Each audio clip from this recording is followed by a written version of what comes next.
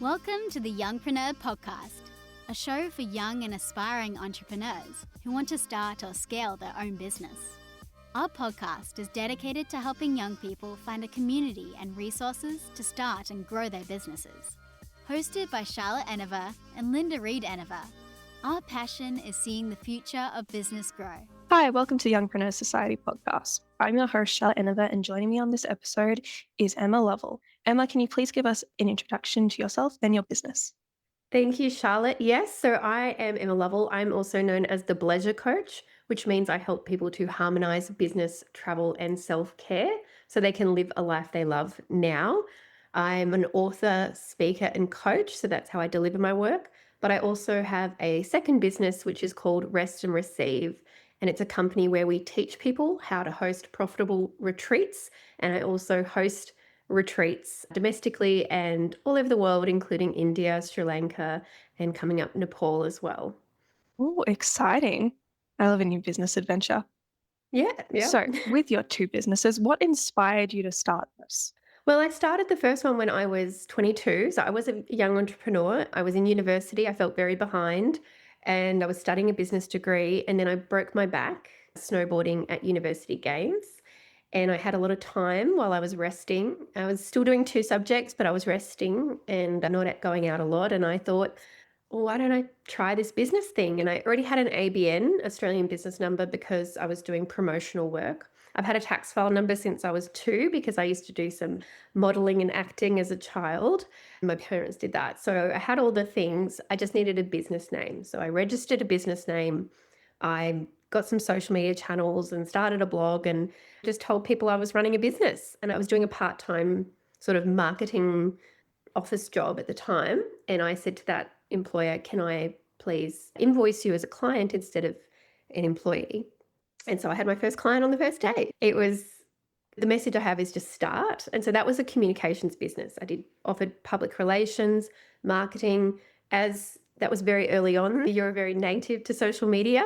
I mean, my business is as old as you, Charlotte. So 16 years. Social media wasn't a job then. It was playing on Facebook, but I was, I guess, an early adopter. So then people would get me to do their socials or do their blogs.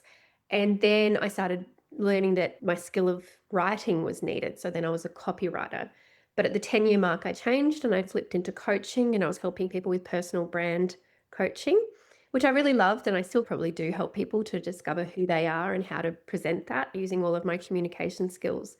But then in 2023, I had a year of tragedy, a lot of awful deaths and difficult things happening in my family that made me realize I didn't have necessarily the time. You think you have all this time in the world when you're young, and we hopefully do, but you don't always. So I went, if you want to do something, you got to do it. And I wanted to write a book. And so the book ended up being about how I've run my business and traveled the world. And I've made money doing that and living a life that I love, and freedom and choice is my most important thing. So I wrote the book in 2023, it came out in 2024. And so that really repositioned me as the Bleisure Coach. And now I'm helping people. I didn't realize people didn't know how to do what I do. Someone messaged me one day, said, so how do you run your business and travel and you have a child? I have a 4-year-old. And I was like, oh my gosh, do people want help with this? And yeah, they do. So then I found an opportunity for that. So now I speak on stages, I sell the book, I do private coaching, and I have a course so that people can come and do the group course, and we do a group program with that.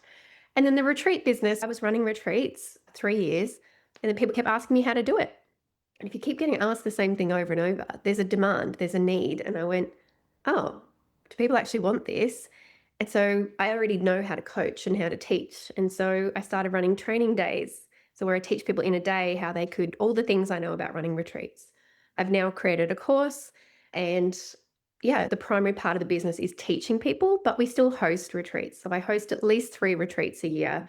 And when you go on a retreat, you can do more deep work. So the company that only launched in January officially. So January 2025. So yeah, one started out of, I guess, I have these skills, I may as well see how it goes. And the other one started out of a need and a demand and a gap. And though there are people doing this as well, a lot of people didn't know where to start with retreats. And if you see someone doing it, so I get called the retreats queen. I don't want to be pigeonholed with retreats, but look, if that's what people know me as, then fine. Yeah, got to take it wherever you can. It's a pretty good title. It's pretty lovely. It's a bit luxury and lovely. But for me, retreats are that perfect combination of bleisure. So bleisure is the harmony of business and leisure. So my book is called The Art of Bleisure. Bleisure has been around since the start of my business, since 2009. But I didn't know the term until I started writing the book and someone said it to me. So for me, bleisure is business travel plus self-care, because if you're not taking care of yourself, you're working, traveling, you'll burn out. So the self-care piece is really important, and a retreat is absolutely that. It's going away and doing professional and personal development. So it can be a business expense, business activity. It's travel. It's always in a lovely location, a beautiful destination, and doing lovely things. And then it's self-care, because there's always an element of rest. So retreats are that ultimate way to deliver the work as well as to represent what I'm teaching to everyone. Yeah, definitely. I've seen a couple of them. They really buckle down on it, but it's also it's relaxing in terms of it's not a high stress work environment. So I think it's amazing what they can do.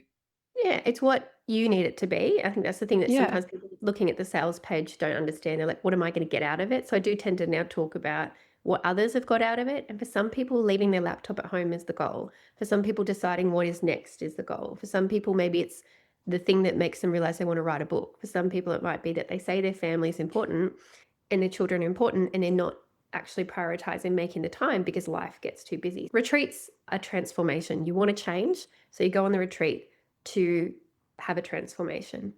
Yeah, definitely.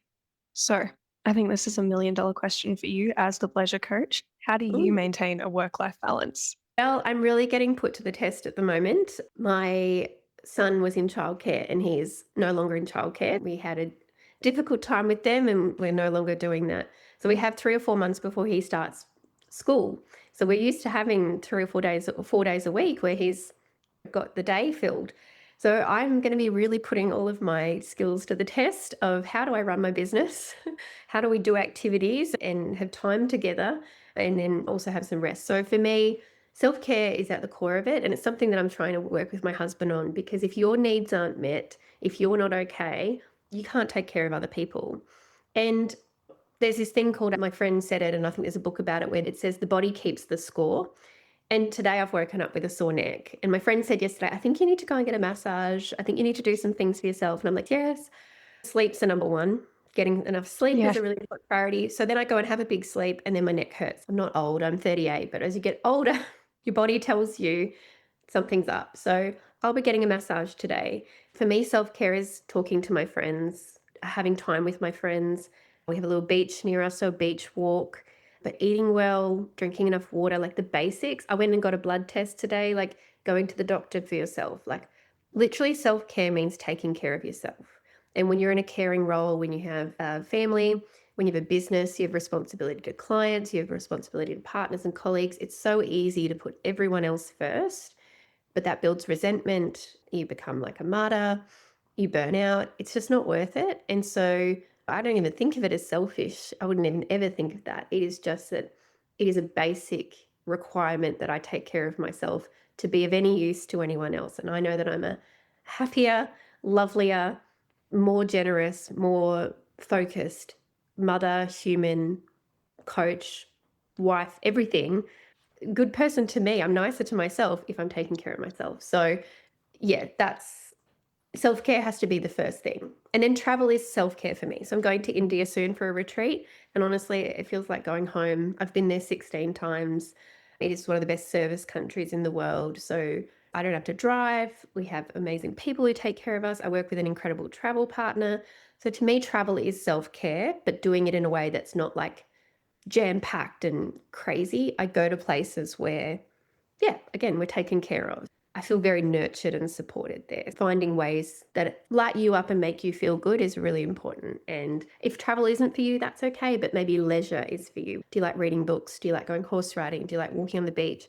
Are you making time for the things that actually you enjoy? Otherwise, what's the point? You're just working. There's no point. Yeah, that is such good advice. Like, I love it so much. What's your favorite part about running a business? It's funny because the goal for a lot of business owners is to have freedom. And that was my goal when I was starting, when I was 22, was that I wanted the freedom. I was loving traveling. I just got back from 6 months of exchange. I was thinking about going in 6 months potentially to my future career. And then this life-changing event of breaking my back and having to stop made me realize I want more of that freedom. I want the ability to go on trips when I want to go on them. I want to do the work that I'm interested in. And I knew that business ownership was a possibility. So I wanted the freedom. And I would have been called a freelancer for a lot of years. When you're working for yourself, you're a solopreneur, you're taking jobs here and there, it's a gig economy, freelancing, whatever you want to call it. I had 8 different titles, if you will, at any one time, because for me, it's about making money, which is why in the subtitle of my book, it's Travel the World, Make Money, not run a business, which I thought it was going to be about. But there's times where the freedom, it doesn't feel free. And it's because you've created the trap. And I would literally have difficulty going out onto my balcony and have a break, even going down to the pool downstairs. We have a pool in our unit block, and some days I couldn't get there. And it's like reminding yourself that why you started was to have freedom, and you actually end up creating yourself a role as a business owner that is 24/7, not 9 to 5. So you get trapped by what you've created. And I just try to remind myself and tell myself often, you have choice, you have freedom. And sometimes the choice is more rest and more time over less money. And maybe that's a season, and it's something we're having to look at the moment. It's like we might have to spend more money on a nanny or something for a few hours a day. We might be spending more money on activities while we're going out and doing things. Or I might have to take a less income. It might not be true. I might be able to work a shorter time and make more money. That also happens and has happened since I had my son. But I do have a choice. So for me, I love having a business because I have freedom and choice. And I ran my business for 12 years before I had my son. And I was very scared when I got pregnant because I felt like, how am I going to do this? How am I going to have the time to do this? And I just looked to other women who were doing it, some amazing women who, one of my friends has 6 children. And I'm like, she can do it. Surely I can have one. And what happens is that your boundaries get stronger, your priorities get clearer, and you just do a lot more in a much shorter amount of time because that's all you have. Because I was like, I will not allow that time to be taken from my child. I will not allow that time to be taken from me. I will not allow the time to be taken away from my travel. So if I've only got 2 to 3 hours a day to do my work, I got to get it done. And actually, I earn a lot more money now than I did before. Yeah, that's a really great way to look at it. Because I think, definitely a lot of people go, oh, I want freedom. I've seen a lot of people get drowned in the work. Yeah. It's not the way to go. No, not the way at all. How do you stay in touch with the motivation you had when you first started? I think, it's going back to that freedom piece, and that my greatest joy and love outside of my family, my son, is travel. And even that, traveling with my family. So I do still go on trips alone, but I certainly would, in my ideal world, have my son and my husband as much as I can. There are times where I require that I do need to go alone, and probably some retreats even. I need to probably go alone and have some time alone and space. I think that's important for everyone, but I would want him wherever I can go. And so travel is my North Star. It's my compass point. I love it so much. And I don't love it just because it's a holiday and I get to sightsee and I get to see things. For me, travel means connection. My parents are English. So in order to see my family, we had to go over to England. I'm living in Australia. And even now, my parents live in Sydney. My mum lives on the South Coast. My in-laws are in Sydney. To see the people I love, I have to travel. My cousin's in America, very close to him. That's what it's about. India is not just that I love the country, I love how it makes me feel, but I've made friends there that feel like family. So I want to see my family. And so travel is my motivation. And I don't live to work, I work to live. And actually, I work to travel, which is living. That's what I work for, and always coming back to that. And when that, for me, it's like a carrot, like having trips planned is very motivating, having things to look forward to. And we had a really great case study of that when we had COVID that got taken away. And we didn't have that joy of anticipation. So the joy of a trip is not just the time that you're away. It's the dreaming of it. It's the planning of it. It's the booking the things. It's even saving up and working towards it and going, okay, I need $5,000. Okay, how am I going to earn that money? Oh, yay, I got this client that pays for the car rental. Oh, yay, I got that. Now we can go to Disneyland. Like all of that, there's joy in all of that. And all of that got taken away and was left with uncertainty and doubt, and that it could be taken from you. So I think for me, if I don't have anything in the calendar or in the pipeline, I'm really unmotivated. For me, travel is like a carrot. So you got to dangle the carrot. I will work for that carrot. So travel is my motivation. Yeah, I totally get that. And I think, yeah, definitely what you said about making connections, that is the most important thing. Yeah. Yeah. So I know you've given us a little bit of an insight into what pleasure is, but I'm going to ask again, what is pleasure and why should people be embracing a pleasure life? So, pleasure life is about living a life that you love and that you want. So, your pleasure life, Charlotte, is very different to my pleasure life. We're at very different times of our lives, but everybody has a different definition. And the other day, my friend called me and she was meant to be coming up to the Gold Coast for a 3-day peer-led retreat. 4 of us are going to have a retreat together. But her daughter is really missing her and really needs her at the moment. And she said, I just can't leave. And I think, to be honest, I don't love the travel. Or she said, I certainly don't love it as much as you. And I said, that's okay. Please don't be mad at me. I was like, why would I ever be mad at you? Your priority and your value is your family and you're living that. I said, if you want to be involved, we can Zoom. That's an amazing thing. Join in. We'd love your amazing brain there for the retreat. I know it's not the same, but, and we can also look at, I'd love to do this more often or at least 6 monthly or something. It's very important to get together with your peers. We could do it in Melbourne where she lives if that's going to be easier, and then she can come for the day and go home. I'm not telling anyone to do what I'm doing. Like, actually in my book I talk about, please don't do it the way I've done it. I've done the work and then play. I've done the work, travel, work, travel, work, travel. It literally took for me to break my back to try and learn a lesson. And then the year after I didn't learn the lesson, and so I basically almost had a burnout or mental health like break because I was going just so overdrive, work, travel, work, travel, work, because I needed to make up for all the time that I had off. So I'm very fortunate to have learned those lessons very young. And I just keep remembering it's not worth it. And so understanding in your pleasure life, you need to know what's important to you, not what social media tells you, not what your friends tell you, not what your family tells you. What are your values? What's important to you? And if that's important to you, then go for it. And I talk about living a life you love now, not about success. What does living a life you love look like now? Because if you asked me 6 months ago, it might look a little bit different to now. If you ask me in a year or two, it's going to look different to now. So living a life you love is a question you can ask yourself every day. And if the answer is no, am I living a life I love? Then what needs to change? And often it's not a dramatic thing. It's not huge. I don't tell people to go and quit their jobs, move house, do all those things. If you need to, that's fine. Sometimes it's just a tweak. So in my course, the Bleisure Life Plan, that's what we're doing. We're looking at our work and wealth. How are you working? How are you making money? Is that working for you? A lot of gratitude and appreciation. Maybe you're not even recognizing where money's coming from and that you actually have money. How are you using it?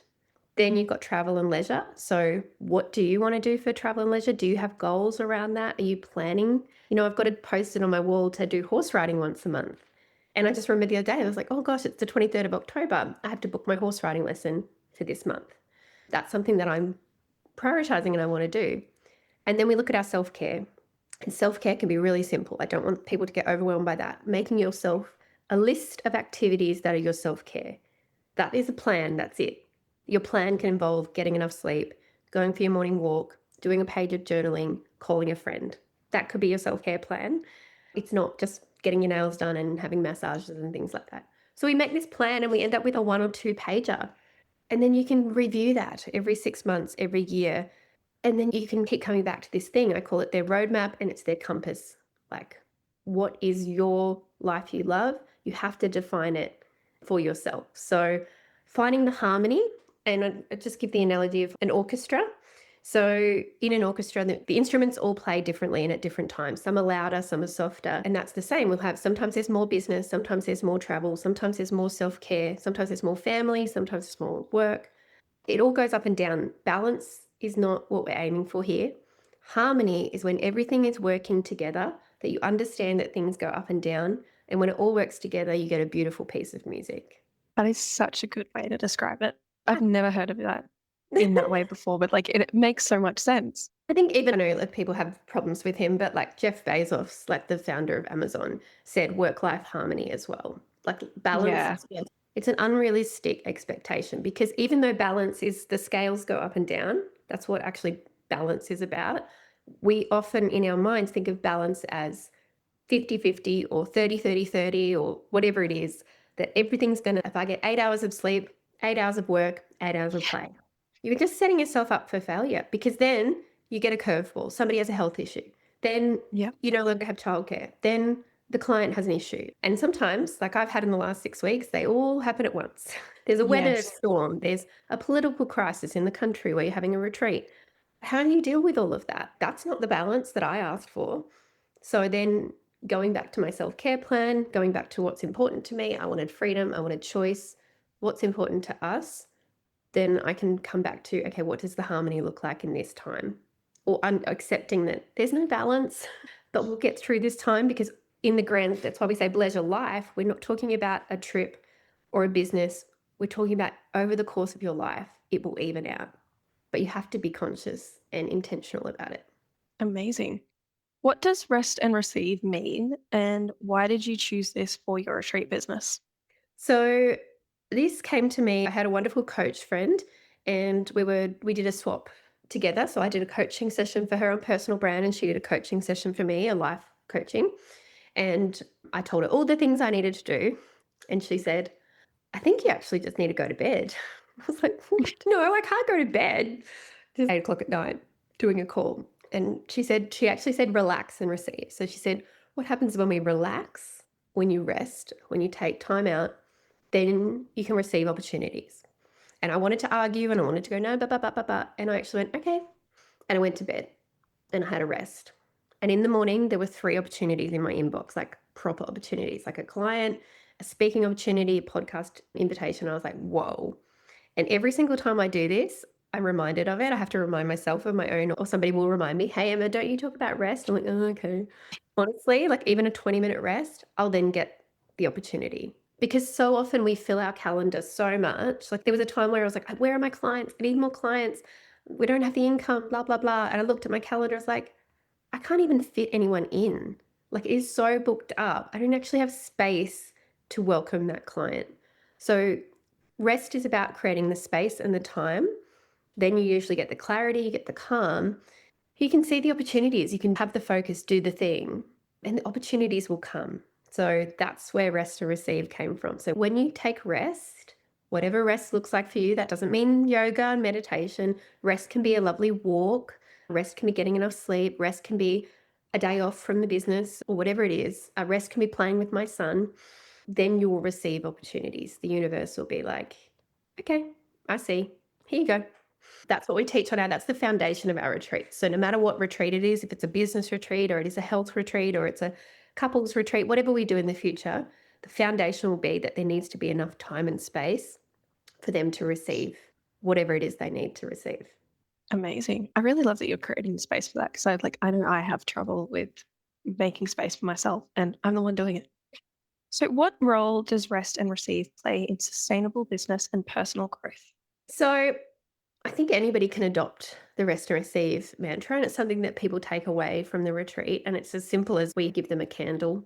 So I'm like, you can take a little piece of that away and you can light the candle. I use that as a bit of a ritual. I've got a candle on the moment. It's actually about, the candle kind of represents celebration. So I'm like, okay, I want to be in a positive, I want to be in a celebratory mood. But if that's what they need to trigger them, is to have a little candle to remind them that they need to do that. It's like Pavlov's dog. There is a thing that you go, oh, the alarm goes off, I've got to wake up. The candle's on, I have to rest. If the music's on certain playlists, then that means I've got to focus or get upbeat or whatever. So these are the sort of tools and strategies that we teach people on retreats that they can then take away into their life. Because it's funny, I asked people in my book about sustainability, I interviewed case studies and I asked them about what does sustainability, do you think the Bleisure life is sustainable? And sustainable we often now use as the environment. But sustainability means, can we continue this ongoing? And without self-care, without rest, it's not sustainable. And that is what so often happens with businesses. They burn too bright, too fast, and they crash. They grow too fast, the owners do too much, staff get overwhelmed, then it crashes. And you go humming with this fire and this motivation and excitement. It is not sustainable. So I've been in business for 16 years, which is a long time. But it's because we've changed and I've evolved and I've reevaluated and I've taken breaks and I've rested and I've found the ways that work for me. And I have a psychologist that's amazing. I think getting all the village of support around you, I think that's a really important thing about sustainability. We get a lot of help in our life as well as in my business. And my psychologist said, and you're going to live a long life. Like my relative is 102. We are, with the way medical is advancing, if you don't get a major illness, a lot of us going to live to 100 years old. So I would have been in the past at midlife at 38. I'm at third life. Do you know what I mean? And I Yeah. plan to be writing books, being creative, talking on stages. Look at beautiful Jane Goodall, who just passed away. Dr. Jane Goodall, I would love to have a career like her. Like, I would love to have a career like David Attenborough, who are still so Yeah. passionate about what they're doing, that they're still out there doing and creating. I'm the anti-retirement. So Bleisure Life is the anti-retirement. And as a young person, I see that we can be evolving and creating and making money and doing things we love. Because I just see my bookshelf behind me. I have one book. In the future, I'm going to have a row of books. I look to Liz Gilbert and I'm like, oh, to have a catalogue of books like that is my goal. And it's so possible. If I write a book a year for the next 10 years, I will have a chunk of books. If I write a book a year for 20 years, I have 20 books on my shelf. My shelf will be all my books. And that's what I love doing. And I just see myself doing it for a long time. So in that case, then I need to be sustainable. I don't have to do all the things this year or this month because I can't. And if I want to have that long career, then I have to take care of myself now. So thinking about it like that, with the optimism, and it's contradictory because my other message is don't wait for one day or someday because you don't know how long you have. I straddle this line of just start and go for it, but also don't burn out and take care of yourself. So you can do the things, but how can you do it in a sustainable way? That's by having support, by creating space, by being realistic about your time. But if it's getting too much, have a break. And knowing that in the best possible scenario, we do have a long, full life ahead of us. So let's live it in a lovely, good way, not intensity and then, oh, rest later. I'll enjoy that, because we've seen that doesn't work either. Yeah. It definitely seems like you work so much. Like, from what I've seen, it's you work so much and then you work even more. And then I feel like if I do that, I get to that point where it finishes and I'd be like, oh, so this is a little disappointing. What now? There's nothing to do. Especially when you have a big goal. I bought a house, an investment property, when I was 29, and I'd wanted that goal for so long. Since I was 14, I decided to buy an investment property, and then I did. I come down after that. So realizing that as well. And there's a great podcast I used to listen to, and it's called The 3-Month Vacation. And he used to talk about that, and realizing that when you do a big project or you have a big goal, you almost need more time after to rest. And I've certainly learned this. I do not give myself enough time.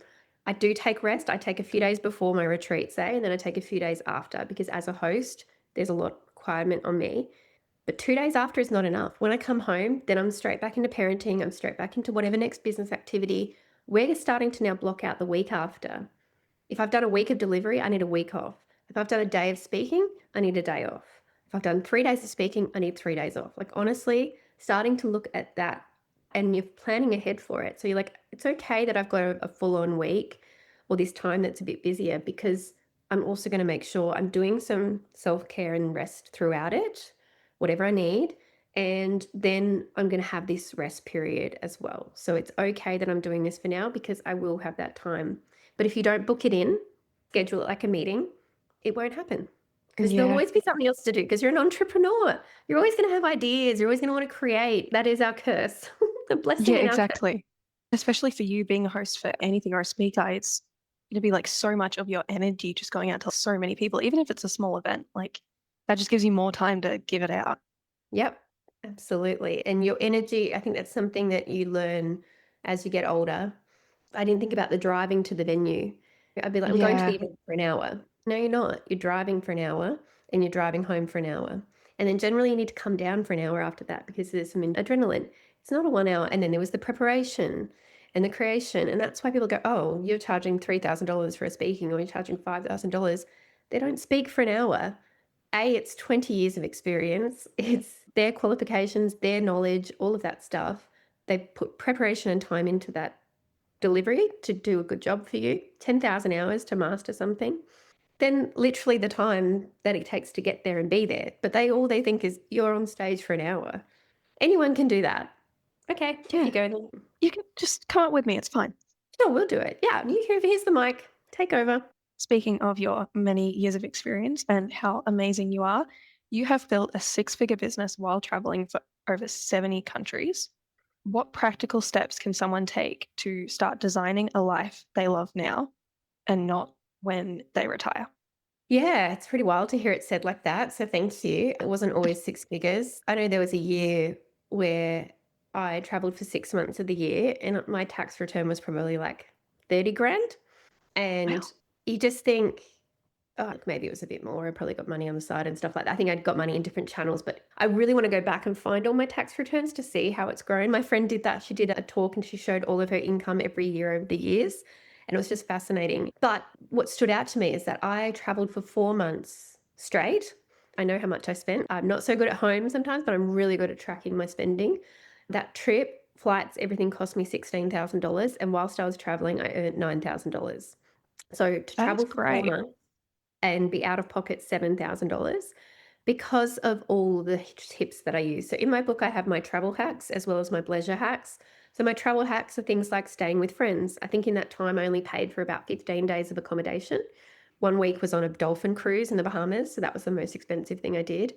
I stayed in friends' homes. I stayed with people. I rely on that kindness and I offer that kindness back. I worked. Sometimes I was working at 1 a.m. because I was doing calls back to Australia, but it's fine because then I'd sleep in till 10 or 11 or whatever because I was traveling. It didn't matter. So understanding time zones, I would build in blocks of the day that I would work. I took the week off when I went on the dolphin cruise. We had no reception, which was beautiful.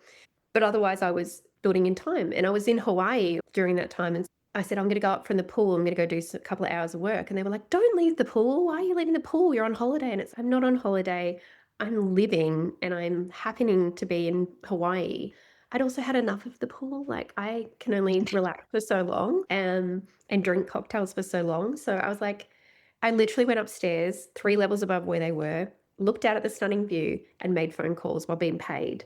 And the work I did that day paid for all of my expenses that day. So that's how I look at it. So although on paper that year looked like I didn't make much money, all that living that I did and all those experiences that I had. And I think the misconception for people is that, and even if you say I'm making 6 figures, but I'm not making multiple 6 figures, I'm not making 500 grand a year. And I really am not. And that's fine because the amount I do for what I earn is mind boggling. And it's because of all the hacks that I use. We flew to Perth this year, should have cost $2,000. We paid $300 because of points. So I use points hacking, frequent flyer points hacking. I use lounges because I've earned status. I stay with people in the most incredible places in the world because I say yes to opportunities. We book early, we get deals. I do get sometimes comped or things like that because of my travel writing. And I'm not an influencer, but like they might go, oh, we saw you and we want to give you an upgrade. Yeah. So that's about being visible and being online and doing things. Or everything is energy or money or time. So I trade sometimes my time, energy for experiences as opposed to paying for it all the time, which means I get to do a lot more by using my skill set. But then in terms of the business, like there is a point where I want to earn more. And so now it's about making the most of my time, recognizing the things that I have to do that I'm good at, speaking, the podcasting, the business development, the networking, that has to be me, this face. The writing of the books, that has to be me.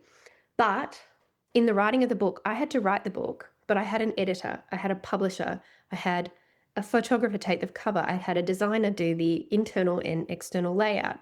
It took a team. And so that's working out what parts you don't want to do or can't do and investing in that so that you can do the thing that you're really good at. And that has made my business grow.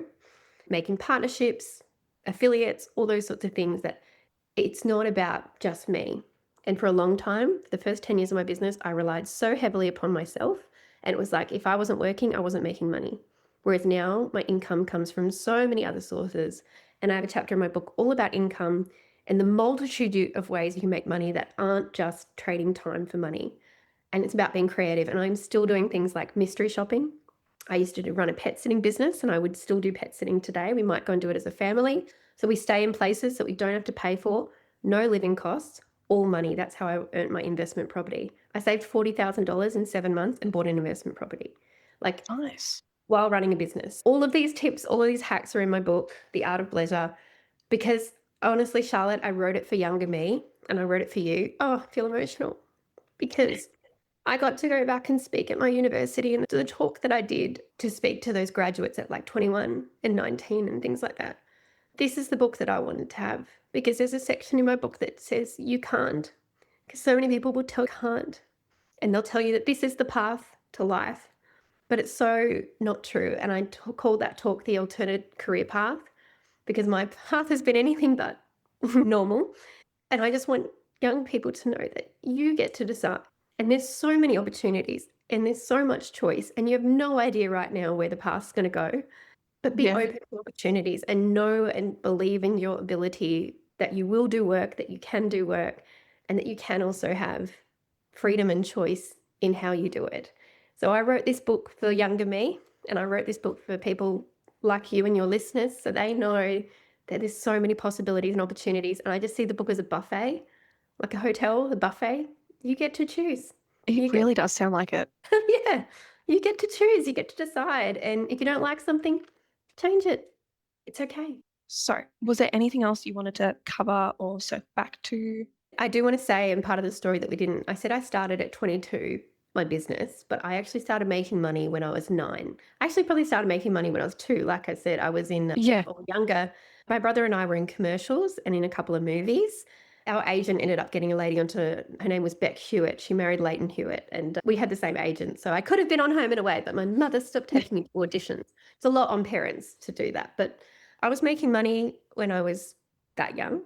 And then when I was 9 years old, I loved the idea of business, and I would get my dad's papers and we'd help mum and dad with stuffing envelopes, and they had a conference event and I went and I helped make the goodie bags, and I just wanted to get involved however I could. And I had a garage sale. We had a garage sale and I led the way with how we could make extra money, like having cupcakes and selling drinks, and helped with selling on the day.